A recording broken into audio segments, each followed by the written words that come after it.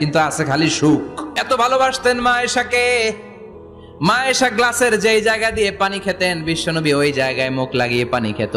মা আয়েশা গোশতকে হাড্ডি ফেলে দিলে বিশ্বনবী ওই হাড্ডিটা নিয়ে চষতে শুরু করে দিত। এক বালতি থেকে পানি নিয়ে দুইজনে গোসল করত। আবার বিশ্বনবীর সাথে সাথে মাঝে মাঝে বায়না ধরতো, মাঝে মাঝে রাগও করতো।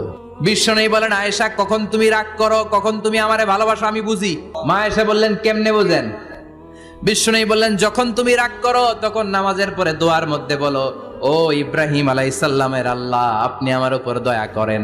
তার মানে তুমি রাগ করে আছো, আমার নাম নাও নাই। আর যখন আমার উপর খুশি থাকো নামাজের পরে দোয়াতে বলো, মুহাম্মদ সাল্লাল্লাহু আলাইহি ওয়াসাল্লামের আল্লাহ, আপনি আমাদের উপর রহমত করেন।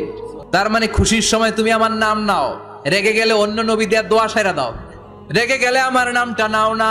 মা আয়েশা বলে, নবী গো, আমি তো শুধু নামটাই মুখ দিয়ে নেই না, কিন্তু কলিজা থেকে তো আপনারে বাদ দিতে পারি না।